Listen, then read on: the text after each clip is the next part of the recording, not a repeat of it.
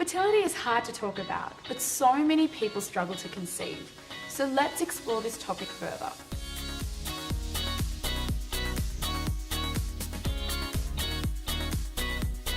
And action.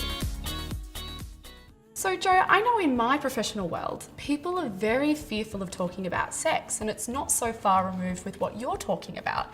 So why is it that many people struggle with infertility? It's a fear of the unknown predominantly, a fear of what might be uncovered in terms of, if there's any concerns with respect to fertility. And in some cases, a bit of an embarrassment as well, like, I'm going to see someone about potentially not being able to do something that's supposedly so natural. And what are some of the factors that do impact when someone is struggling? So yes, I like to talk to my couples about 6 things in terms of pregnancy, and the acronym is SSROOP. So the first thing is sex. So having sex at the right time during a menstrual cycle, that's most important. The next thing is sperm, and it's part of one of the reasons why whenever I have a heterosexual couple come to see me, I need to see both the male and female because it takes 2 to tango. And we'll look at the sperm quality and make sure that the swimmers are indeed swimming.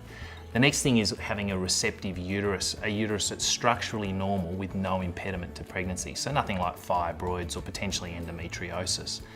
And the next one is ovulation, and some women just don't ovulate regularly, such as women who've got polycystic ovarian syndrome. So for those women, obviously they may need some help in order to achieve pregnancy. The next thing is having open tubes, because if your tubes are blocked, then the sperm's never going to meet the egg, so there's no chance of pregnancy. But probably the most important thing I say to people is patience, just having a bit of time. If you've been trying for more than 12 months and you're under the age of 35, then you really need to see a GP or a fertility specialist about investigating what might be the causes for your infertility. But if you're over the age of 35 and you've been trying for 6 months, then it's best to see a fertility specialist a lot earlier at 6 months.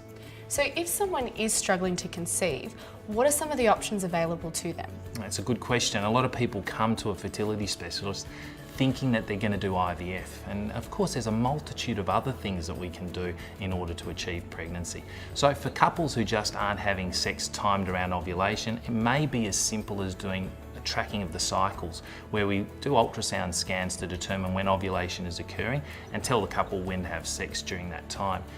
For women who aren't ovulating, giving tablets or alternatively some small injections in order to facilitate ovulation and better time sexual intercourse, again, is going to achieve pregnancy. And of course, for those women who are in same-sex relationships or alternatively single women, utilising donor sperm and being able to inseminate and use that as a form of achieving pregnancy around the time of ovulation is going to be a way of conceiving as well. And of course, for those couples that have had a long time in trying to conceive and we've utilised other methods in order to try to attempt pregnancy, then IVF might be an answer.